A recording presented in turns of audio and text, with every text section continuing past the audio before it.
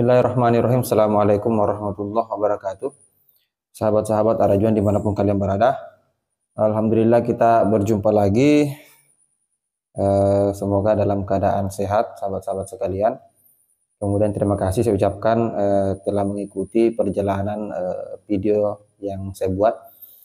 Baik sahabat-sahabat sekalian, ada hal yang menarik untuk kita diskusikan di video kali ini berhubungan dengan persiapan atau dalam waktu dekat ini, tepat pada hari di mana saya buat video ini, itu akan berlangsung Rakernas LDII yang kemudian akan diselenggarakan pada tanggal 7 ini ya. Nah, kemudian dari kegiatan yang akan dilaksanakan oleh LDII menimbulkan beberapa pandangan atau reaksi dari saudara-saudara kita, beberapa ormas Islam yang ada di Jawa Barat, kemudian bereaksi dan kemudian memberikan pernyataan-pernyataan sikap terhadap pemerintah ya. Dalam hal ini pemerintah sebagai lembaga formal, dan kemudian dianggap bahwa jangan sampai kegiatan-kegiatan yang dilaksanakan oleh LDII itu kemudian dihadiri oleh beberapa tokoh-tokoh atau pemerintah. Nah, kita dengarkan dulu pernyataan dari video yang akan saya perdengarkan kepada sahabat-sahabat, dan kemudian kita akan diskusikan setelah kita mendengarkan bersama-sama.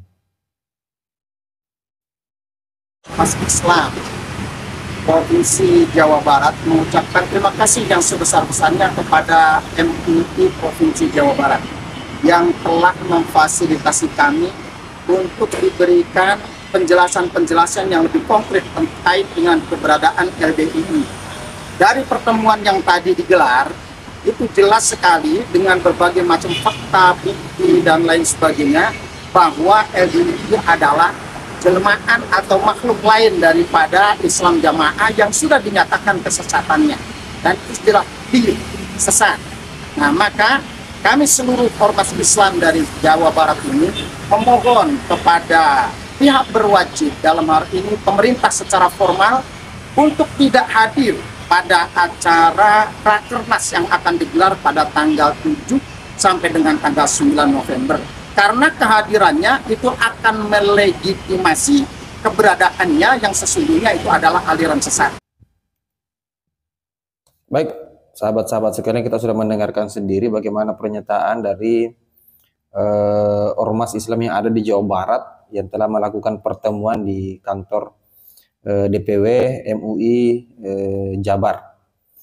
Dari pertemuan mereka, kemudian kesimpulan dari pertemuan itu, mereka sepakat bahwa LDII itu adalah jelmaan atau nama lain dari organisasi atau ormas yang sudah pernah dibubarkan dan dianggap sesat, yaitu Islam Jamaah. Artinya adalah perubahan nama dari Islam Jamaah ke LDII itu hanya merubah labelnya saja, tapi orang-orang yang kemudian bergerak di dalam LDII atau paham yang kemudian digunakan oleh LDII itu sama saja dengan apa yang pernah digunakan oleh Islam Jamaah, apa yang pernah dipakai oleh Darul Hadis, Jokam, dan beberapa nama lain yang pernah mereka gunakan. Nah, dari pertemuan itu kemudian saudara-saudara kita yang ada di Jawa Barat, beberapa ormas, gabungan ormas yang ada di sana, kemudian memberikan himbauan kepada pemerintah untuk tidak menghadiri, karena kehadiran pemerintah dalam kegiatan itu, ini kan kegiatan yang kemudian dilaksanakan oleh LDII pusat.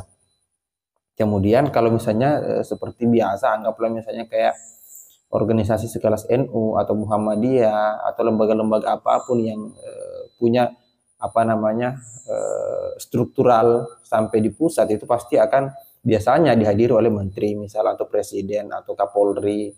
Nah, kehadiran pemerintah di kegiatan-kegiatan LDII itu akan melegitimasi dan kemudian menjadi senjata baru untuk LDII membranding dirinya sebagai organisasi yang kemudian di backup oleh pemerintah.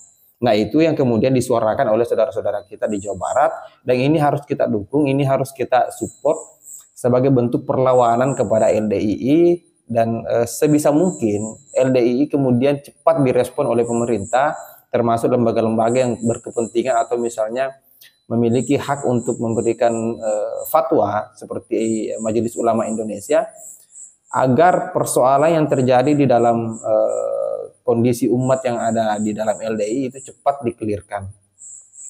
Ketidakbebasan beberapa organisasi atau ormas yang kemudian ingin melakukan gerakan itu terbatas karena posisi LDI itu masih diakui sebagai organisasi yang sah. Belum ada fatwa yang keluar atau misalnya belum ada larangan yang diberikan untuk LDI itu dibubarkan atau misalnya diberikan label sesat atau apalah namanya. Sehingga orang-orang yang kemudian resah dengan kondisi yang terjadi di dalam LDI tidak bisa melakukan apa-apa kecuali misalnya speak up atau bicara di sosial media atau membuat konten-konten yang memberikan penyadaran, informasi dan edukasi kepada saudara-saudara kita yang ada di Islam Jamaah. Selain itu kita tidak memiliki kapasitas apa-apa. Nah, kalau misalnya pemerintah memberikan respon yang positif ya untuk segala bentuk tuntutan yang kemudian telah diberikan kepada LDI, otomatis kita lebih leluasa untuk memberikan larangan, pengajian atau apalah dan lain sebagainya, sehingga penyebaran dari paham ini, takfiri ini itu kemudian tidak tersebar luas ke masyarakat yang ada di akar rumput. Kalau yang kita ketahui bahwa pengurus LDI sampai di tingkat paling rendah itu yang ada di kabupaten, yang ada di kecamatan itu masih masif melakukan gerakan-gerakan pengajian doktrin yang kemudian arahnya adalah membuat polarisasi yang ada di tubuh Islam itu sendiri. Saya pikir untuk video kali ini akan ada dua sesi ya. Ini sesi pertama dan kemudian kita sebentar akan dengarkan lagi informasi apa yang kita bisa dapatkan dari pertemuan saudara-saudara kita yang ada di Jawa Barat menjelang Rakernas LDI.